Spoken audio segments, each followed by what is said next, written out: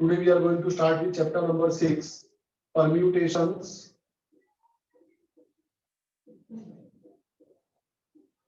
combinations, and binomial expansion.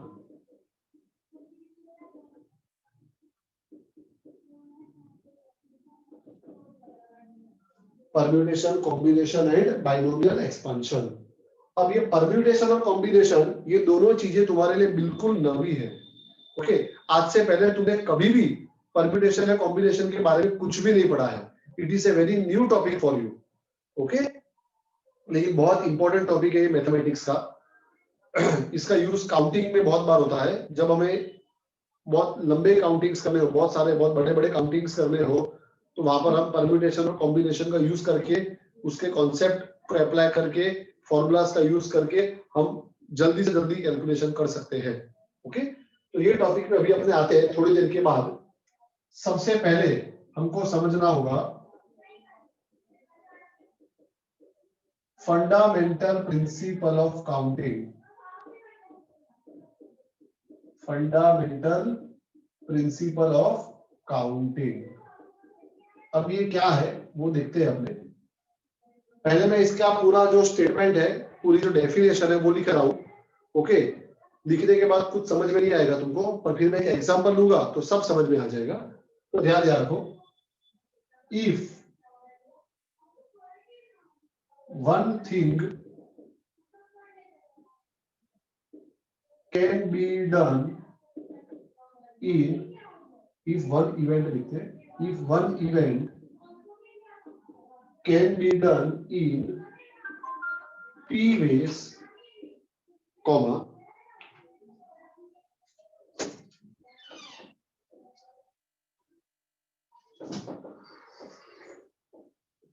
if one event can be done in p ways, comma, second event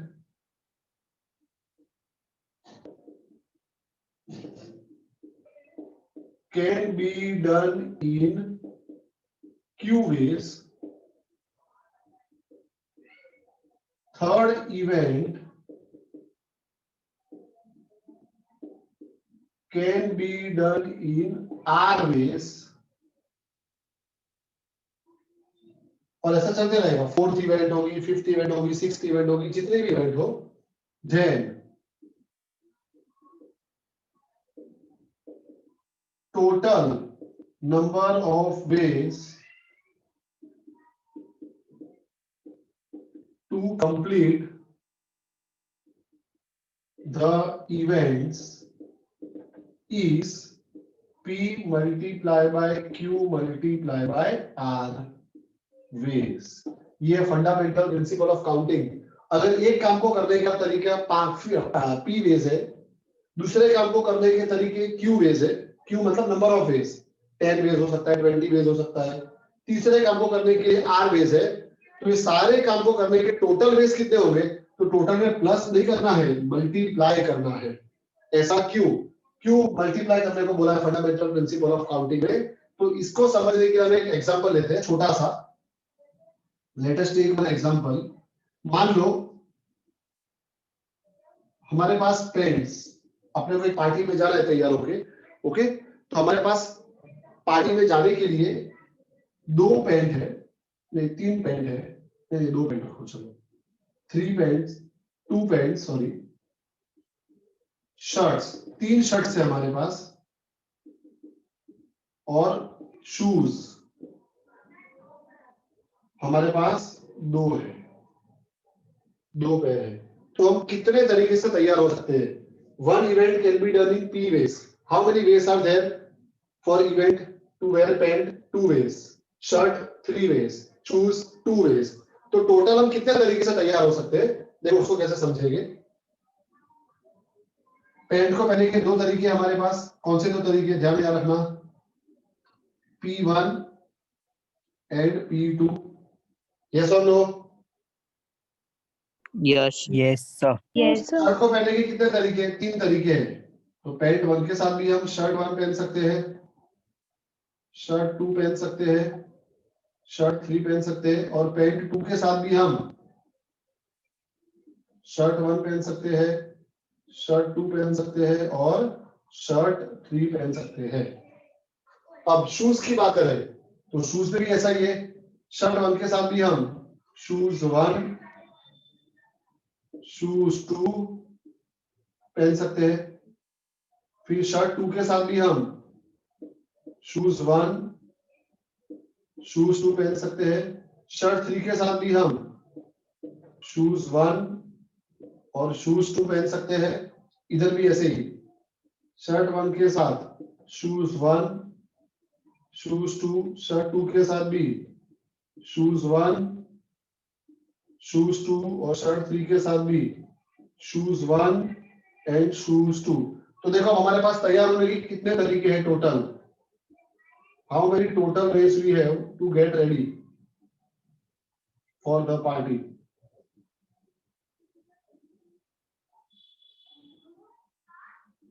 पहला तरीका, pant 1, shirt 1, shoes 1, pant 1, shirt 1, shoes 1। दूसरा तरीका, pant 1, shirt 1, shoes 2।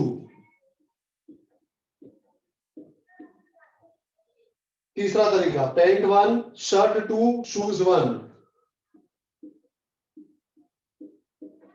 फिर pant 1, shirt 2, shoes 2। फिर pant 1, shirt 3, shoes 1। Pant 1, shirt 3, shoes 2।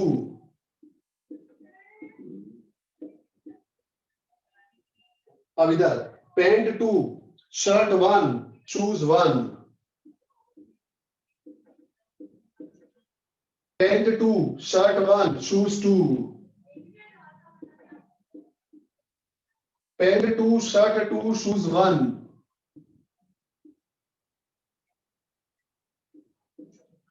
Pant 2, shirt 2, shoes 2।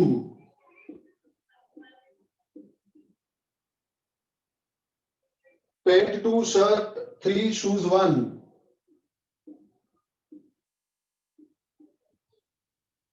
Pant 2, shirt 3, shoes 2। Check करो कितने veg आए, 1 2 3 4 5 6 7 8 9 10 11 12 veg. Yes और नो? Yes. और इसी को अगर हम फंडामेंटल प्रिंसिपल ऑफ काउंटिंग से करें, fundamental principle of counting, how many ways are there to wear pant? 2 ways, multiply by shirt 3 ways, multiply by shoes 2 ways. तो भी क्या आंसर आएगा? 2 3 6 2 12 वेज। ओके, तो ये है इजी मेथड ऑफ काउंटिंग। इतना सारा लॉजिक जोड़ने का, इतने सारे ऑप्शंस दिखने के, उसके बाद आंसर आए और ये डायरेक्ट आ गया। क्यों? क्योंकि ऐसी फॉर्मूला हमको पता थी। तो ऐसी परम्यूटेशन और कॉम्बिनेशन में बहुत सारी फॉर्मूला पढ़ने वाले हैं, जिससे ऐसे बड़े बड़े काउंटिंग्स हम शॉर्ट में कर सकते हैं। Understood? Yes, sir. Yes. Clear है सबको? Yes. चलो यहाँ तक का पहले मैं स्क्रीनशॉट लेता हूं, फिर हम आगे बढ़ते हैं, फिर हम अपने मेन टॉपिक चालू करेंगे हम परम्यूटेशन का।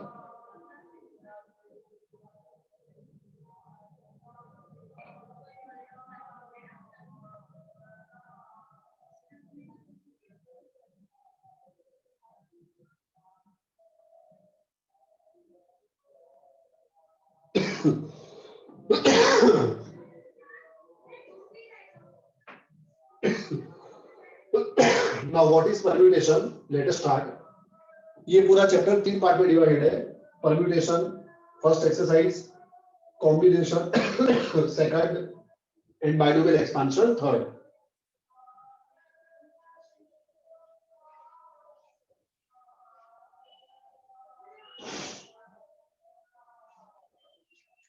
Let us start with the very first topic now, permutations.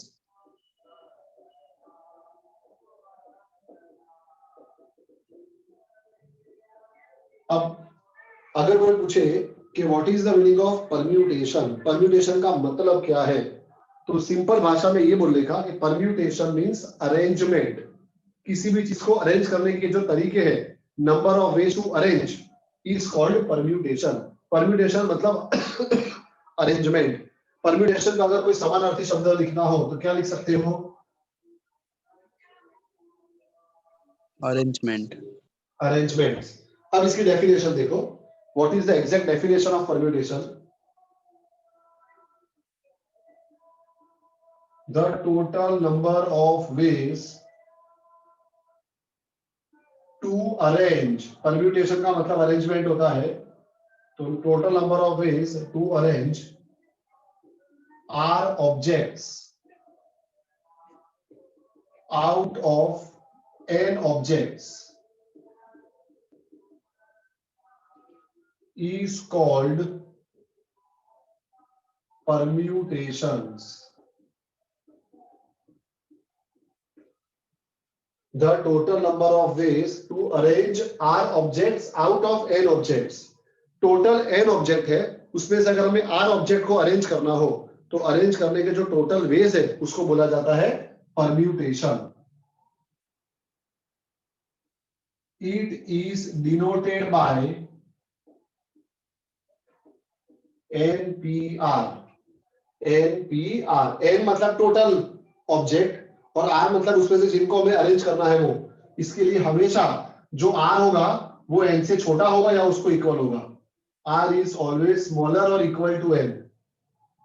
मान लो मैं ऐसा बोलूं कि मेरे पास टोटल 4 पेन है, नहीं चलो 3 पेन है, और 3 में से मुझे 2 पेन को अरेंज करना है, तो N कितना हो गया? 3। अरेंज कितनी करनी है उसमें से? कोई भी 2 को अरेंज करना है, तो R कितना हो गया? 2। अंडरस्टूड? Yes. ओके, तो चलो अब इसकी फॉर्मूला देखते हैं हम। अब इसकी फॉर्मूला देखते हैं। NPR की फॉर्मूला है n फैक्टोरियल। ये फैक्टोरियल का सिंबल है। ओके, इंग्लिश में इस सिंबल को हमने उल्टा आई बनाया है। इंग्लिश में ये सिंबल को क्या बोलते हैं? Exclamation. Exclamation. Exclamation. Very good. English में इसको एक्सक्लेमेशन बोलते हैं। मैथ्स के अंदर इसी को फैक्टोरियल बोलते हैं। क्या बोलते हैं इसको? फैक्टोरियल। मैथमेटिक्स में इसी सिंबल को बोला जाता है फैक्टोरियल। ये क्या है अभी समझते हैं। पहले फॉर्मूला लिख रहा हूं मैं, NPR equal to n factorial upon n minus r factorial. NPR की फॉर्मूला है n factorial upon n minus r factorial. अब फैक्टोरियल फाइंड कैसे करते हैं? तो सुनो ध्यान से। n फैक्टोरियल का मतलब क्या होगा उसको समझने के लिए पहले ये समझो कि 1 फैक्टोरियल क्या होगा? 1। 2 फैक्टोरियल मतलब 2 इंटू 1। 3 फैक्टोरियल मतलब 3 इंटू 2 इंटू 1। 4 फैक्टोरियल मतलब 4 इंटू 3 इंटू 2 इंटू 1। 5 फैक्टोरियल मतलब 5 इंटू 4 इंटू 3 इंटू 2 इंटू 1। तो क्या पता चल रहा है ये सबसे? यदि 5 फैक्टोरियल का आंसर आएगा 120, 4 फैक्टोरियल का आएगा 24, 3 फैक्टोरियल का 6, 2 फैक्टोरियल का 2, 1 फैक्टोरियल का 1। 5 फैक्टोरियल मतलब 5 से स्टार्ट करने का, एक एक नंबर डिक्रीज करते जाने का और कहां तक जाने का? 1 तक। 1 पे ब्रेक मार देना। अगर 1 पे ब्रेक नहीं लगाई तो क्या होगा? मान लो 1 पे ब्रेक नहीं लगाई, फेल हो गई, तो क्या होगा?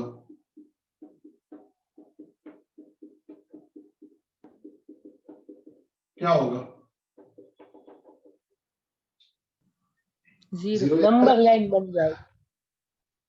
ओके, इधर भी ऐसा ही 4 इंटू 3 इंटू 2 इंटू 1 पे ब्रेक नहीं लगाई, चलते गए चलते गए, वो भी इधर 0 आ गया तो आंसर क्या हो जाएगा? 0। आंसर आ जाएगा 0। इसके लिए कंपलसरी 1 पे ब्रेक लगाई देनी है। 4 फैक्टोरियल हो तो 4 से स्टार्ट करने का, 1 पे रुक जाने का।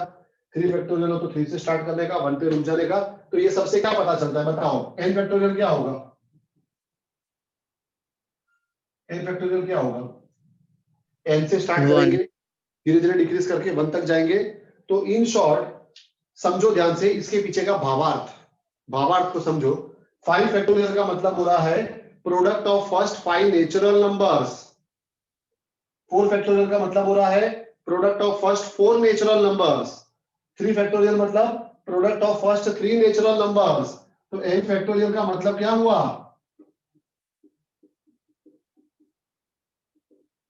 बोलो।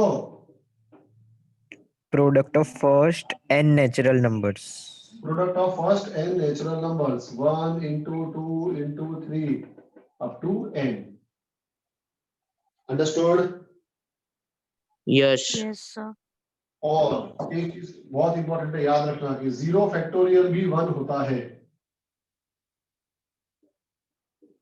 Why? इसका जवाब तुम ढूंढ के मुझे बताओगे। मैं तो बता ही दूंगा, नेक्स्ट लेक्चर में मुझे याद दिलाना। पर 0 फैक्टोरियल 1 होता है, उसका जवाब इसी में छुपा हुआ है। इसको तुम थोड़ा डिटेल में एनालिसिस करोगे ना, थोड़ा डिटेल में इसको तुम समझोगे, ओके, तो पता चल जाएगा, उसका जवाब आ जाएगा कि 0 फैक्टोरियल क्यों 1 होता है। फिर भी मैं तुमको एक दिन का टाइम दे रहा हूं, कल अपना लेक्चर है, कल अपने इसको डिस्कस करेंगे। सोच लो, किसी को पूछ लो, गूगल को पूछ लो, बराबर है, कहीं से भी ये आंसर लेके आओ कि वाई 0 फैक्टोरियल इज 1। गूगल को पूछना, फिर वो गूगल तुमको जो समझाए कल तुमको क्लास में समझाना है मुझे, बराबर है। जो सही समझाएगा उसको एक सरप्राइज मिलेगा, ओके। Yes, ये sir. सबको Yes, sir. Yes, sir. तो अब एन पी आर की फॉर्मूला हो गई n factorial upon n minus r factorial. ये फॉर्मूला तुमको याद रखनी है, ओके। अब ये फॉर्मूला का यूज कैसे करना है, तो एक एग्जांपल 7p3 बोला हो तो क्या लिखेंगे, ऊपर आएगा 7 फैक्टोरियल और नीचे आएगा 7 माइनस 3 फैक्टोरियल। यस और no? Equal to Yes, 7 Yes. Factorial upon 3 factorial. Yes और नो? सर 3 Yes, कैसे sir. आएगा नीचे? 4 आएगा बस, ओके।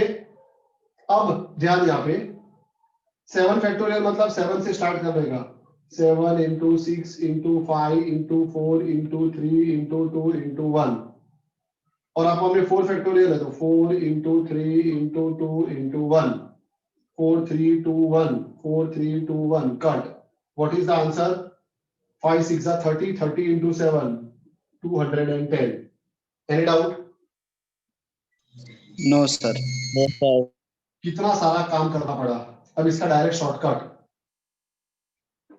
ये फॉर्मूला भले हमने लिखी है पर परम्यूटेशन ढूंढने के लिए ये फॉर्मूला का यूज नहीं करेंगे। हम क्या करेंगे, 7p3 मतलब 7 से स्टार्ट करने का, और यहाँ पे 3 लिखा है, ये स्टेप्स बता रहे हैं। 7 से स्टार्ट करने का और 3 स्टेप करने के, खाली 3 ही स्टेप करने के। क्यों 3 स्टेप? क्योंकि यहाँ पे 3 है। Start with 7 and follow 3 steps, तो क्या होगा 7 6 और 5। बोलो क्या आता है इसका आंसर? 210. 210। तो इतनी सारी मगजमारी क्यों करें, सीधा आंसर आता है। तो वापस से क्या किया मैंने 7p3 में, इधर 7 से स्टार्ट करा और 3 लिखा है तो 3 स्टेप करे। एक और एग्जांपल, कोई बोले 8p4 तो क्या करोगे, 8 से स्टार्ट करोगे और 4 स्टेप करोगे, 8 इंटू 7 इंटू 6 इंटू 5। 8 से स्टार्ट करा और या 4 था तो 4 स्टेप हो गए। बोलो क्या आएगा आंसर? 1680. 1680। तो ये है ना, इजी है ना ये। ऐसी पूरी फॉर्मूला लगा के करने बैठोगे आंसर तो यही आएगा, पर टाइम बिगड़ेगा, कैलकुलेशन करना पड़ेगा। ये डायरेक्ट हो जाता है। Understood? Yes, sir. Yes, sir. तो इसका स्क्रीनशॉट ले लेते हैं, फिर आगे बढ़ते हैं।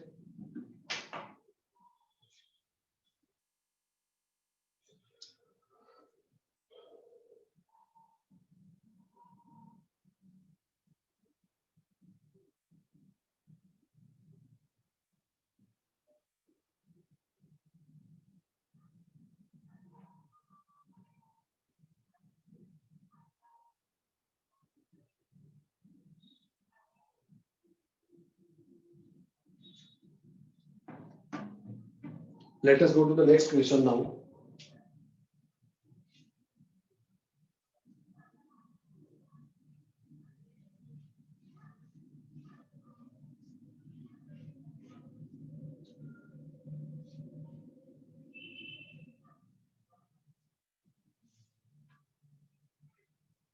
नाउ नेक्स्ट, ध्यान यहाँ पे अब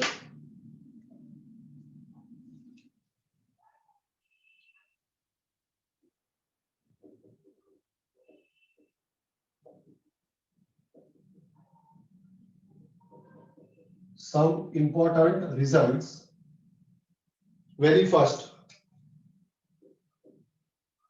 NP0 equals to 1. ये याद रखना है, NP0 हमेशा 1 होता है। ऐसा क्यों? तो फिर डिराइव कर सकते हैं। हमारे पास NPR की फॉर्मूला है।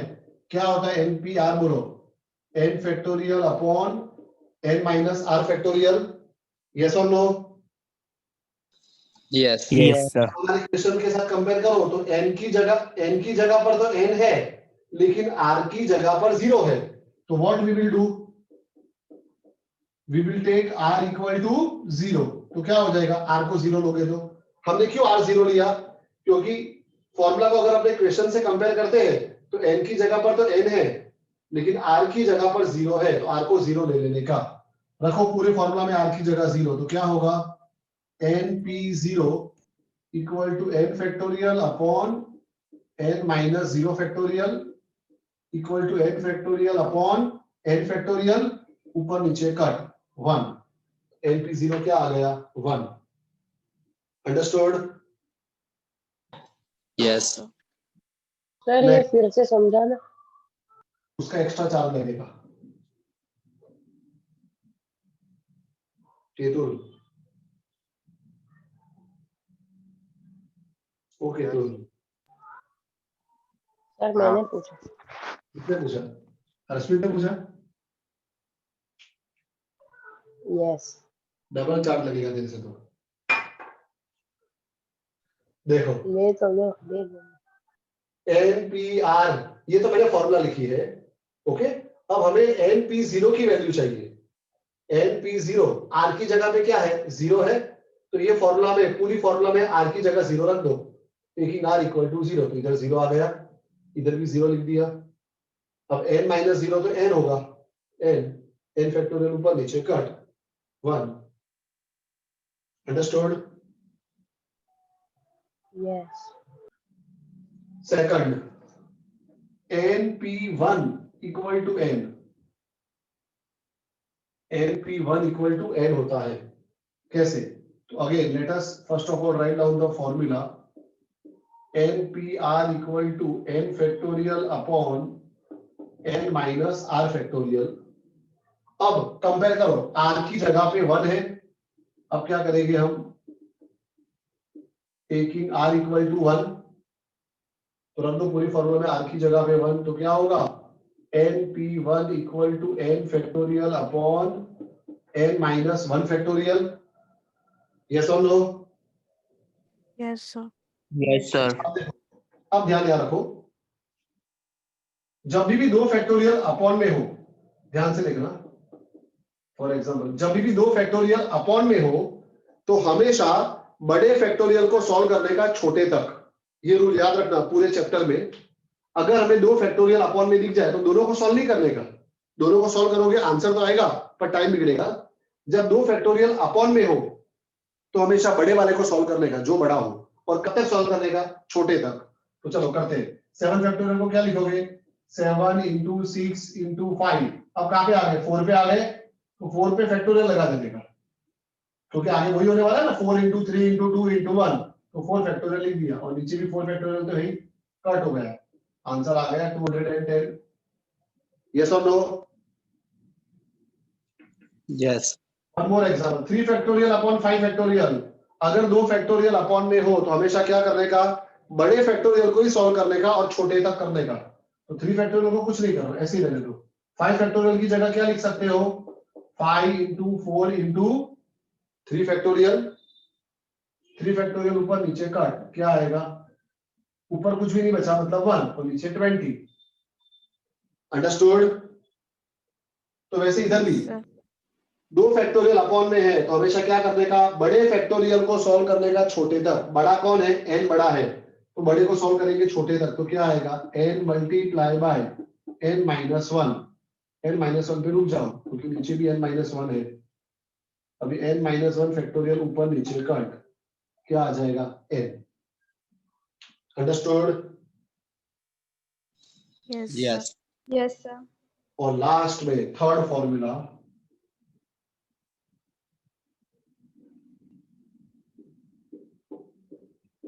npn is equal to n factorial.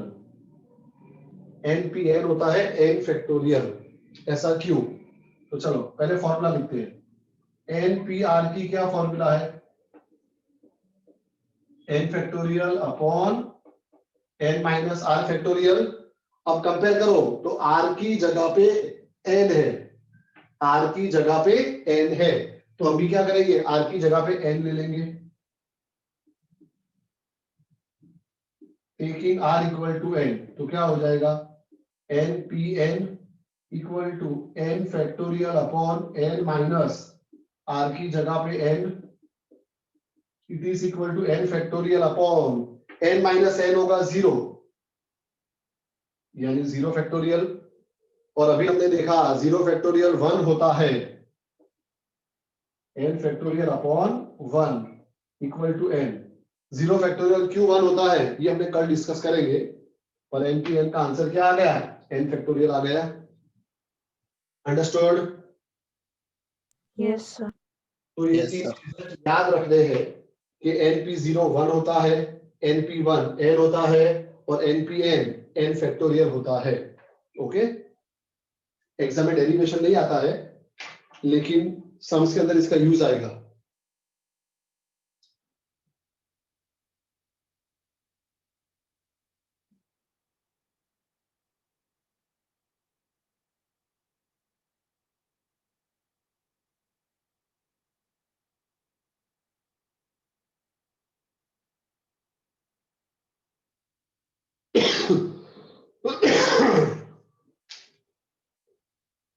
चलो आगे बढ़ते हैं। अभी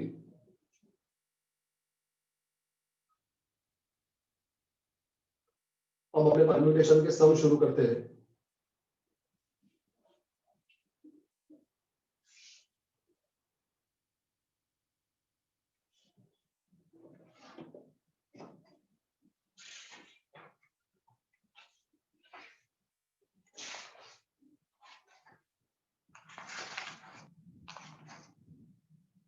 एक्सरसाइज 6.1 पे आ जाओ। Exercise 6.1, this full exercise is based on permutation. पूरी एक्सरसाइज परम्यूटेशन के ऊपर बेस्ड है। Very first, obtain the values, value obtain करने को बोला है। फर्स्ट 10p3 आएगा ना, ये तो क्या करने का 10p3 के लिए, 10 से स्टार्ट करने का और 3 स्टेप करने के, 10 इंटू 9 इंटू 8, तो व्हाट इज द आंसर, 720। हाँ के ना तो बोलो, इतने बड़े बड़े सम्स है। Yes, sir. Yes, Yes, sir. sir. 50p2, तो 50 से स्टार्ट करने का और 2 स्टेप करने के, 50 इंटू 49, बोलो क्या आएगा, 2450. थर्ड 8p7, तो 8 से स्टार्ट करने का और 7 स्टेप्स करने के, 8 into 7 into 6 into 5 into 4 into 3 into 2, कितना आएगा, 40320. Next 9p9, npn, n factorial होता है, अभी देखा ना हमने। और ऐसे ना करना हो तो 9 से स्टार्ट करने का और 9 स्टेप्स करने के, क्या होगा, 9 into 8 into 7 into 6 into 5 into 4 into 3 into 2 into 1, 9 से स्टार्ट करने का और 9 स्टेप्स करने के, और 9 फैक्टोरियल भी तो यही होगा। यस और नो? Yes. बोलो कितना आएगा answer,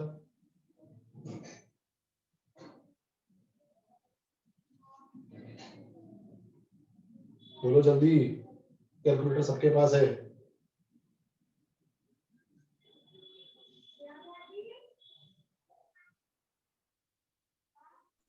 Three six two eight eight zero. 362880. Okay. Now question number 2. If NP3 equal to 990, NP3 equal to 990, find value of n. n की वैल्यू फाइंड करने को बोला है। चलो ध्यान यहाँ पे NP3 equal to 990 is given। देखो अब क्या करेंगे हम, n से स्टार्ट करेंगे और 3 स्टेप करेंगे तो क्या होगा बोलो, n into n minus 1 into n minus 2, yes or no? Yes, sir. अब ध्यान से देखो तो लेफ्ट साइड पे ये 3 कॉन्जिक्यूटिव नंबर्स है। कॉन्जिक्यूटिव मतलब कंटिन्यूअस, एक के बाद एक संलग्न। n उससे जस्ट एक छोटा n minus 1, अगेन जस्ट एक छोटा n minus 2। तो चेक करो क्या हम 990 को भी ऐसे 3 कॉन्जिक्यूटिव नंबर के फॉर्म में लिख सकते हैं?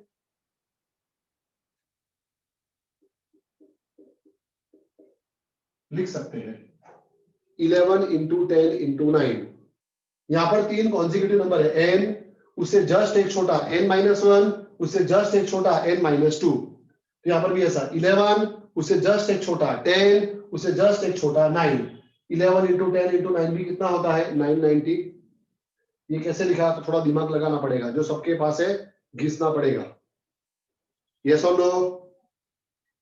Yes. Yes, sir. Yes, sir. अब Yes. सबसे बड़े नंबर को सबसे बड़े के साथ कंपेयर कर लो। यहाँ पर n बड़ा है सबसे, यहाँ पे 11 बड़ा है। या तो बीच वाले को बीच वाले से कंपेयर कर लो, या तो सबसे छोटे वाले नंबर को सबसे छोटे वाले नंबर से कंपेयर कर लो। कुछ भी कर लो, आंसर तुम्हारा सेम ही रहेगा। क्या आएगा? n equal to 11। अगर n माइनस 1 इक्वल टू 10 लिखोगे, -1 राइट में जाएगा, n equal to 11। n minus 2 equal to 9 लिखोगे, -2 राइट में जाएगा, n equal to 11 is our answer. Understood? Yes, sir. Yes, sir. Next, number 3. If 9PR is equal to 3024, find R. अब ये थोड़ा लोचे वाला सम है। अगर R अननोन हो तो अपने कुछ नहीं कर सकते। देखो यहाँ पर R अपने को पता था 3 है, तो हमने n से स्टार्ट करा और 3 स्टेप करे। NP3 मतलब n से स्टार्ट करो और 3 स्टेप करो। इधर 9 से स्टार्ट तो करेंगे पर कितने स्टेप कर देंगे? R लिखा है, R की वैल्यू तो हमको पता नहीं है। पता है अपने को? No. No, sir. तो देखो कैसे करना है, थोड़ा दिमाग लगाना पड़ेगा। स्टार्ट कहां से करना है? 9 से, वो तो पक्का है। अब कितने स्टेप करने हैं वो हमें नहीं पता, तो कोई बात नहीं, कैलकुलेटर सब लोग अपने हाथ में उठा लो। सब लोग कैलकुलेटर अपने हाथ में उठा लो, सब कैलकुलेटर का खेल है। अब 9 से स्टार्ट करते हैं, पहले 2 स्टेप करते हैं। 9 into 8, क्या 3024 आया? No. नो। तो 3 स्टेप करते हैं। 9 into 8 into 7, क्या 3024 आया? No. 4 स्टेप करते हैं। 9 into 8 into 7 into 6, क्या 3024 आया? Yes. Yes. 3024। कितने स्टेप करे हमने? 1 2 3 4 स्टेप करने पे आंसर आया, R equal to 4। Any doubt? No, sir. तो जब No, sir. R अननोन हो, जब R अननोन हो तो क्या करने का? स्टार्ट 9 से करना है, वो तो पता है, तो वहां से किया, पहले 2 स्टेप करा, आंसर ना आए तो एक और स्टेप करने का, तीसरा, फिर भी ना आए तो चौथा, फिर भी ना आए तो पांचवा, कभी ना कभी तो आंसर आ ही जाएगा। तो जितने स्टेप्स हमने करे होंगे वो काउंट करके वो हमारी R की वैल्यू होगी। अंडरस्टूड? Yes, sir. Yes. चलो इसका भी स्क्रीनशॉट ले लेते हैं।